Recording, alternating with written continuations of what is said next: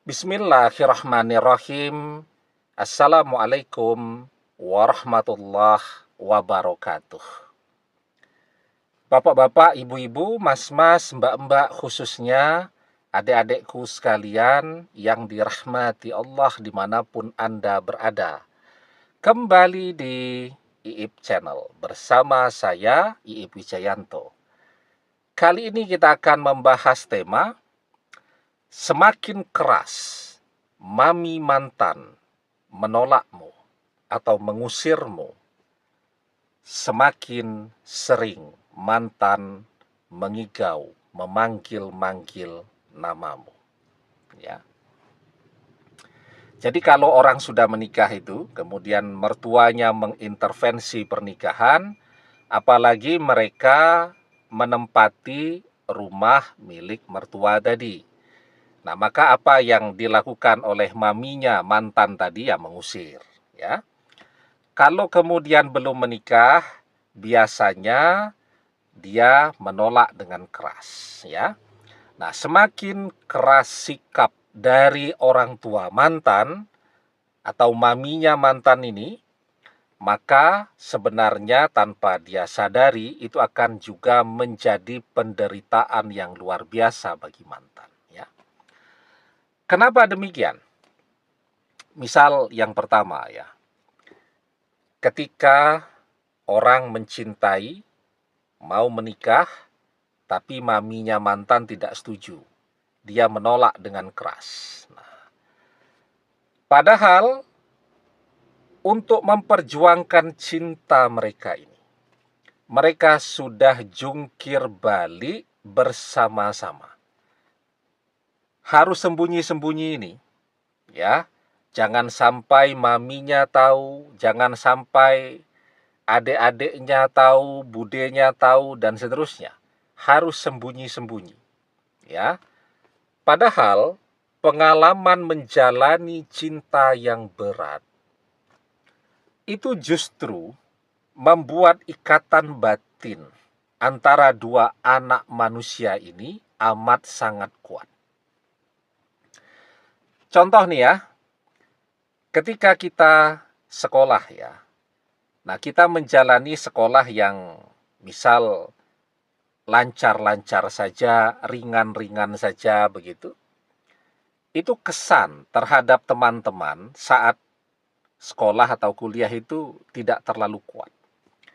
Tetapi ketika kita menjalani ya proses pendidikan itu yang berat, yang keras begitu, itu ikatan batinnya dengan teman-teman itu ya akan menjadi sangat kuat. Contoh tuh ya, kalau kita mengerjakan ibadah haji, itu ibadahnya cukup berat, ya, dan cukup lama, ya di tanah suci itu. Karena itu pulang ke tanah air, ikatan batin, rasa persaudaraannya itu kuat tuh, ya daripada misal berangkat menunaikan ibadah umroh, ya kalau ibadah umroh kan tidak lama, ya rata-rata paketnya 9 hari. Dan ibadahnya juga tidak berat kan? Ibadah umroh itu ya kalau masih muda-muda ya 2 jam selesai. Ya kalau banyak jamaahnya yang sudah ya usia di atas 50 tahun ke atas, nah itu biasanya bisa agak lama tuh. Karena sudah mulai banyak pengen ke kamar mandi, pipis ya, harus nunggu dulu dan seterusnya. Nah, kalau banyak yang sudah sepuh-sepuh ya, di atas usia pensiun ya 58-60 tahun, nah itu biasanya lebih lama lagi itu. Saya pernah tuh ya, jadi membimbing jamaah umroh itu kita mulai ba'da asar. Ya, kita mulai ba'da asar nih. Kita ikut dulu Imam Masjidil Haram untuk mengerjakan sholat asar berjamaah. Setelah itu kita mulai itu ibadah umrohnya, ya.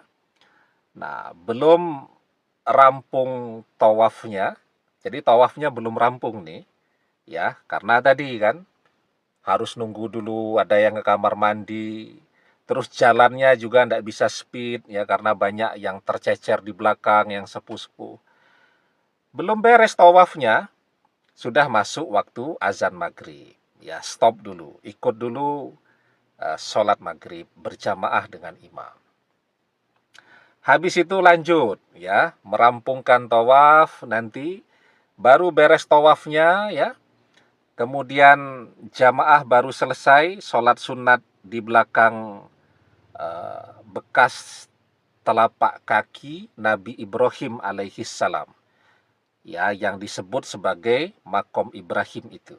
Ya, jadi bentuknya itu seperti apa ya? Ada bangunan dari kaca gitu berwarna keemasan itu. Itu kalau kita lihat foto-fotonya banyak. Nah, itu namanya makom Ibrahim. Biasanya selesai tawaf, nah jamaah umroh itu akan sholat sunat di sana. Nah, beres sholat sunat, nanti sudah azan isya. Stop lagi. Ya, berhenti. Ikut dulu sholat isya berjamaah dengan imam. Selesai, nanti baru memindahkan jamaah ke trek sa'i. Ya. Setelah itu, baru mengerjakan ibadah sa'i. Tahu-tahu nanti selesai sudah hampir jam 11 malam. Jadi mulainya ba'da asar gitu, nanti selesainya jam 11 malam tuh kalau bareng jamaah yang sepuh-sepuh ya. Tapi karena ibadahnya ringan ya, kan umroh itu tawaf ya, artinya sudah beres mikotnya ya. Jadi kalau kita dari Madinah itu biasanya mikotnya di Bir Ali. Nah, itu kan sudah beres mikotnya. Nah, nanti sampai di Makkah itu kita ibadahnya tawaf, selesai itu sa'i, selesai itu tahallul, sudah beres. Nah, jadi karena ibadahnya itu ringan dan cepat ya, ikatan batinnya itu dengan jamaah itu tidak kuat. Ya, bahkan saya pernah tuh di ruang tunggu bandara, saya masih hafal ini jamaah saya. Duduk hadap-hadapan, dia di seberang sana, saya di seberang sini, saya ngangguk itu dia buang muka. Mungkin sudah tidak ingat dengan saya kan gitu. Nah, jadi itu ya. Jadi kalau ibadah haji itu berat kan ibadahnya, ikatan batinnya juga kuat. Tapi kalau ibadah umroh karena ibadahnya ringan, ikatan batin dengan jamaah itu juga terasa tidak ada, bahkan ikatan batin itu tidak terasa. Nah, jadi begitu juga pengalaman hidup yang berat, itu biasanya orang bisa ingat dan terasa. Ya. Jadi misal ya kita menjalani masa-masa kecil, masa remaja itu harus bekerja dan seterusnya. Oh, itu kita bisa ingat betul tuh. Nah, begitu juga dengan kita dan mantan yang menjalani perjalanan cinta yang berat ya. Karena ditolak tadi, orang tuanya tidak menyetujui. Itu ikatan batinnya amat sangat kuat. Ya. Sehingga apa yang terjadi? Ketika maminya misal menolak kehadiran kita atau mengusir tadi kalau sudah jadi suami istri, maka akan semakin sering pula mantan itu kalau tidur mengigau, memanggil-manggil nama kita. Ya. Apalagi kalau dia memang tidak berdaya ya di depan maminya, tipe anak yang kalah lah kepada orang tua. Ya, dimarahi itu tiap hari. Ya, jangan balik kepada kita. Dia mungkin diam saja. Tetapi ketika dia tidur, kan alam bawah sadarnya bekerja, kan pikirannya tetap bekerja. Dia kangen. Nah, maka kangennya tadi bisa sampai ke mimpi-mimpi, memanggil nama kita dan seterusnya. Nah, jadi sebenarnya semakin keras sikap maminya mantan, semakin menderita pula mantan tadi dipisahkan dari kita. Ya, jadi sesungguhnya yang menderita itu tidak cuma kita, tetapi mantan jauh lebih menderita. Kalau kita cuma dipisahkan saja. Kalau mantan itu dipisahkan dan tiap hari dimarahi oleh orang tuanya agar jangan pernah balik kepada kita lagi, ya.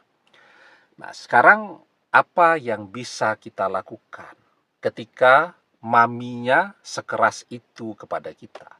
Ya kita berdoa, kita minta kepada Allah agar hati orang tuanya mantan dilembutkan, dibukakan hatinya agar bersedia menerima kita sebagai menantu mereka, ya.